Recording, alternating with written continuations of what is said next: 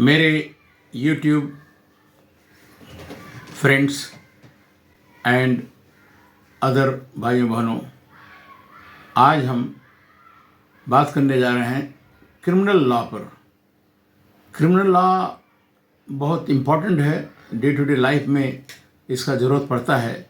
और अगर proper criminal education और क्रिमिनल जस्टिस नहीं किया जाए तो अन्याय होता है सबके साथ, और भारतीय सिटीजन के साथ अन्याय होता है। इसलिए गवर्नमेंट हमेशा देखती रहती है कि कौन सा लॉ पुराना पड़ रहा है, इरेलीवेंट हो जा रहा है, और किसको बदलना चाहिए, किसको नहीं बदलना चाहिए। तो अभी पिछले साल गवर्नमेंट ने 3 ओल्ड लॉज, बहुत ही ओल्ड लॉ और सबसे इम्पोर्टेंट लॉ क्रिमिनल लॉ में बदला। उसने क्या, कौन सा बदला? आईपीसी 1860 का बना हुआ आईपीसी है। दूसरा उन्होंने टेकअप किया क्रिमिनल प्रोसीजर कोड सीआरपीसी, वो भी 61 का बना हुआ था। और तीसरा बनाया उन्होंने Indian evidence act. Indian evidence act भी जो है आपका 1872 का है। तो age old colonial time British made this law and it was implemented. It was good law. I will not say the British made because then it is bad law. No, it is very seasoned, very researched, and very experienced British people made this law, and that is why this is going on for last 1.5 century. Now it is becoming irrelevant in many ways. Therefore, in 2023, Government of India and Indian Parliament has enacted these 3 laws, and they changed the name. That is भारतीय न्याय संहिता। भारतीय न्याय संहिता replaced Indian Penal Code, and दूसरा जो उन्होंने किया वो भारतीय नागरिक सुरक्षा संहिता, भारतीय नागरिक सुरक्षा संहिता, वो उसको भी उसी साथ में इनेक्ट किया गया। और तीसरा, इन दोनों को जो जो जो जो एविडेंस है, एविडेंस के हिसाब से ही कोर्ट में जस्टिस होता है। तो इंडियन एविडेंस एक्ट 1872 को उन्होंने रिप्लेस किया भारतीय साक्ष्य अधिनियम। साक्ष्य मतलब एविडेंस, भारतीय साक्ष्य अधिनियम के नाम से बदला। तो ये तीनों एक्ट जो भारतीय न्याय संहिता, भारतीय नागरिक सुरक्षा संहिता, भारतीय साक्ष्य अधिनियम, ये तीनों जो है इनेक्ट हुआ पार्लियामेंट से 2023 में। और after president of India approval ये हो गया आपका लॉ फ्रॉम 1 जुलाई 2024 से। अब ये तो हो गया स्ट्रक्चर।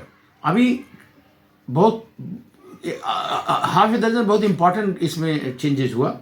एक तो इतना ओल्ड एज लॉ था, इसको उन्होंने रिप्लेस कर दिया, और ये ओल्ड एज लॉ से और इसमें बहुत सारे मॉडर्नाइज किया, बहुत सारे निकाल दिया आईपीसी सीआरपीसी एविडेंस एक्ट से, और बहुत सारे ऐड किया हैं, और इसको और रिलेवेंट बनाया। दूसरा इन्होंने काम किया जो बहुत इम्पोर्टेंट है, वो किया कि ये इन्होंने जो साक्ष्य है, जो एविडेंस है, एविडेंस को सशक्त किया। तीसरा चीज़ ये है, ये एविडेंस जो पहले एप्लीकेबल नहीं था, जो इलेक्ट्रॉनिक्स है, जैसे व्हाट्सअप मैसेज और आपका नोटिस सर्विंग और बहुत सारी चीज़ें हैं जो इलेक्ट्रॉनिक मीडिया को एक्सेप्ट नहीं करता कोर्ट, अभी वो सब एक्सेप्ट करने लगे, और अभी वो भी रिलेवेंट हो गया क्योंकि उससे अवॉइड नहीं कर सकते हैं। उसके अलावा ये जो है नेशनल इंटरेस्ट में जो सेक्शन था उसको स्ट्रेंथन किया, और कानून वही होना चाहिए जो नेशन के सिक्योरिटी को ठीक से रखा करे। पांचवा चीज़ क्या उन्होंने चेंज किया कि फर्स्ट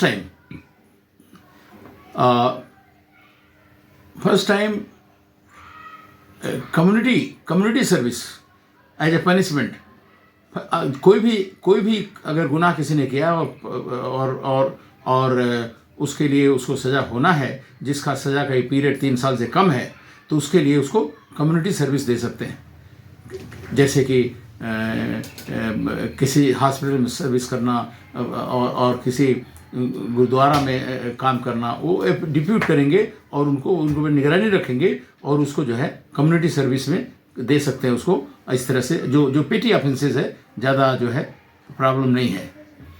तो इस तरह से अपना मॉडर्नाइज किया, हमारे से मॉडर्नाइज एक तो रिप्लेस किया, और दूसरा जो है उन्होंने इलेक्ट्रॉनिक मीडिया का जो एविडेंस था वो एप्लीकेबल किया, तीसरा कम्युनिटी सर्विस किया, चौथा कॉलोनियल लॉ को ड्रॉप किया, और पांचवा जो है जो भी एक्ट, जो भी कानून नेशनल सिक्योरिटी में आता है काम, उसको स्ट्रेंथन किया है। और इस तरह से ये जो है ये जो क्रिमिनल लॉ और क्रिमिनल जस्टिस को ठीक करने के लिए और उसको मॉडर्नाइज करने के लिए और उसको अच्छी तरह यूज़ करने के लिए, और सबसे इम्पोर्टेंट बात है कि ये तीनों एक्ट बहुत जटिल थे, इतना आसान नहीं था, और लेकिन अभी बहुत सिंप्लीफाई कर दिया इसको। सिंप्लीफाई करके अब जो कोई पढ़ेगा एक्ट और उसको पढ़ेगा, जैसे कि एफआईआर में आप जाएं तो आपको दौड़ाएंगे इस पुलिस से, नहीं उसका जुरिडिक्शन वो पुलिस में, वहाँ जाइए, नहीं वहाँ जाइए। बहुत बड़ा समस्या था। जो आदमी इतना परेशान होता है वो भागता रहे, दौड़ता रहे। अभी इन्होंने बोल दिया 0 एफआईआर, और 0 एफआईआर से अभी किसी पुलिस स्टेशन में कोई भी क्राइम क्राइम का रजिस्ट्रेशन एफआईआर हो सकता है, और उसको वो police station relevant police station में फॉरवर्ड कर देगा। ऐसा कर दिया उन्होंने। तो इस तरह से कई चेंजेस। Very much.